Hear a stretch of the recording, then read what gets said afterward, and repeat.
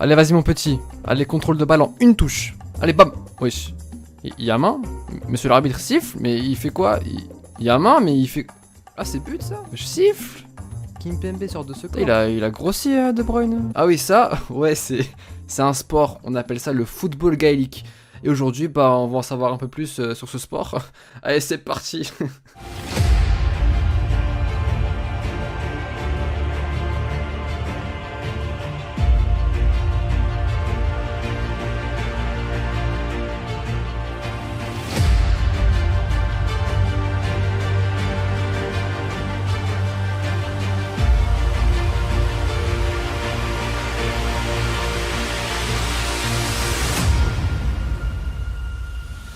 Le football gaélique, c'est le sport le plus populaire d'Irlande qui allie en gros football, rugby à 15, volley, basket et hand en même temps.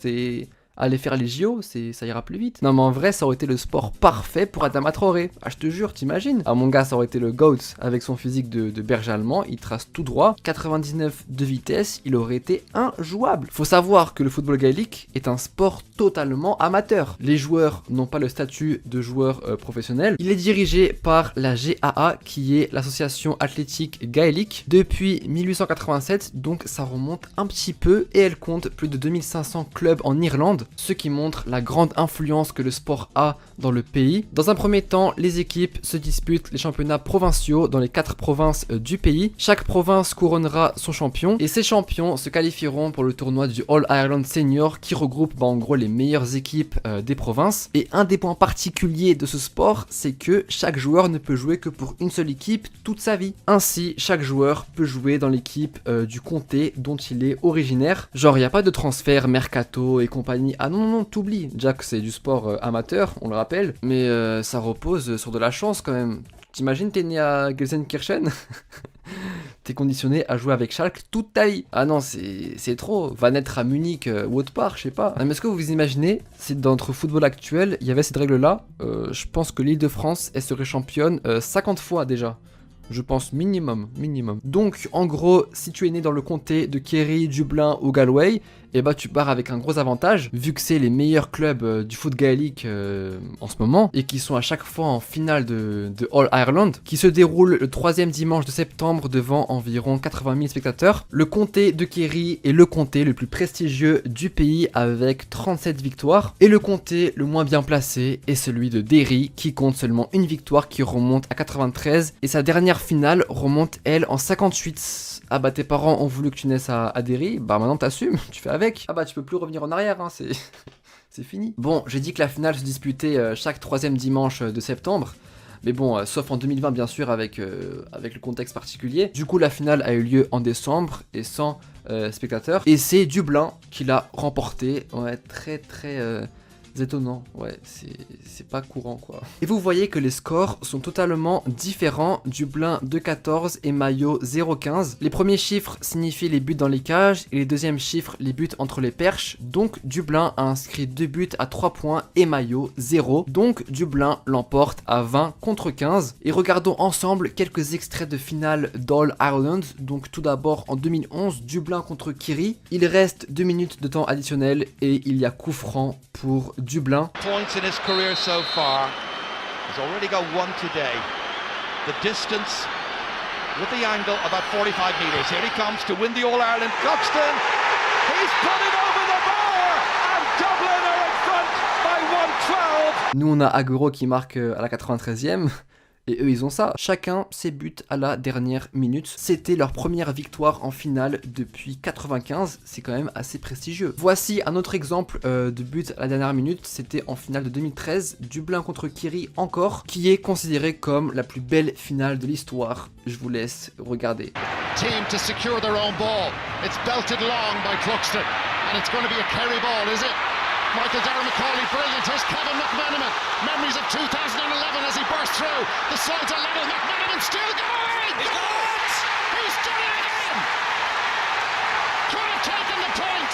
What a goal from Kevin McManaman. Le football gaélique se joue principalement en Irlande, en même temps il est originaire de là-bas. Après il est également joué dans d'autres pays comme la France, mais il n'est pas reconnu mondialement. Oui, parce qu'il faut savoir que le sport a été implanté en France suite à la communauté irlandaise qui résidait dans le pays, qui a voulu le promouvoir. Le sport s'est développé d'abord en Bretagne, puis dans d'autres villes de France. Parlons à présent des règles du football gaélique. Accrochez-vous. Donc ce sport se joue sur un terrain adapté, mesurant 140 mètres de longueur pour 90 mètres de largeur, avec des cages de foot et des buts de rugby à 15. Le football que l'on connaît se joue à 11 contre 11, et puis le gaélique se joue à 15 contre 15. Une équipe est formée d'un gardien de but, de 6 défenseurs, 2 milieux de terrain et 6 attaquants. Et ouais, 6 attaquants, c'est attaque de folie.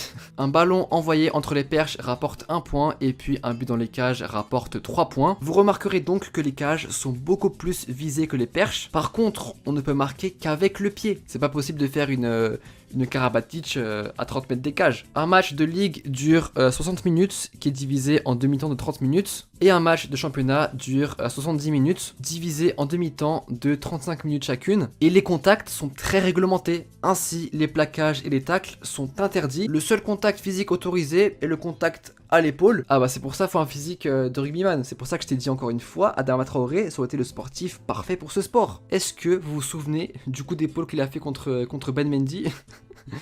Ah mon gars, c'était terrible. Les seules façons de défendre sont donc soit par coup d'épaule, soit par interception de passe, soit sur duel aérien, nommé le high catch, ou soit sur block down, en gros plonger comme un gardien, en arrêtant le tir de l'adversaire. D'ailleurs, il est possible de faire des passes à la main et au pied, mais concernant les passes à la main, le ballon doit être tenu sur une main et l'autre main vient la boxer ensuite. Tu ne peux pas par exemple faire une passe comme tu faisais, comme tu fais un service au volley. C'est pas possible, sinon c'est considéré comme une faute. Un joueur ne peut pas faire plus de 4 pas consécutifs avec le ballon dans les mains. Encore heureux, t'imagines sinon tu fais une Mbappé, personne te rattrape, ils vont faire quoi? Qu'est-ce qu'ils vont faire? Tacler? Ils peuvent pas.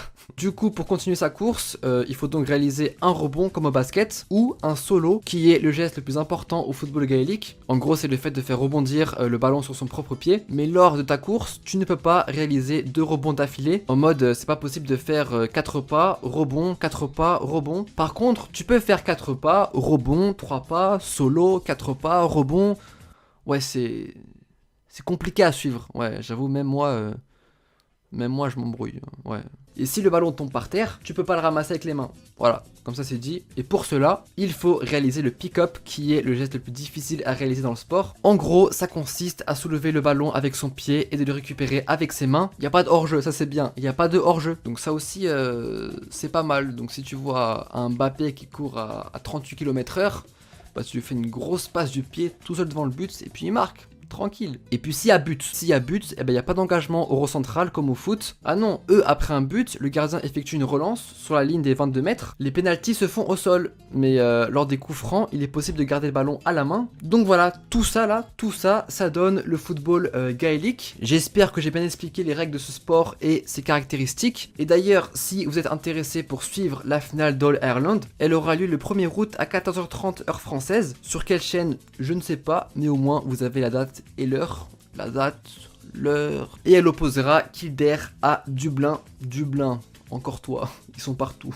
Et voilà, j'ai essayé de vous faire la vidéo la plus courte et précise parce que je pourrais parler des plus gros scores du sport, des meilleurs buteurs, des plus hauts buts, etc. Mais ça prendrait trop de temps et je ne suis pas sûr que j'aurai accès à toutes ces infos. Je préfère que l'essentiel soit là et puis maintenant c'est à vous pour les plus curieux d'en savoir un peu plus sur ce sport. Faites vos recherches, allez-y. En tout cas, j'espère que la vidéo vous aura permis d'en savoir un peu plus sur le football gaélique, un sport particulier qu'on n'entend pas parler. C'est pour cela que j'ai voulu le partager avec vous. Bien sûr, si ce n'est pas déjà fait, eh ben écoute, abonne-toi à la chaîne, mets ton like ou un petit commentaire, ça fait toujours plaisir pour le référencement et pour accroître la chaîne. Et puis si vous venez me suivre sur les réseaux comme Insta ou Twitter, eh ben écoute, je vous répondrai, faites le test, envoyez-moi un message, je réponds à pratiquement tout le monde. Tu peux faire le test et tu verras, tu recevras une réponse. Bref, passez une bonne journée, une bonne soirée, merci encore pour le soutien.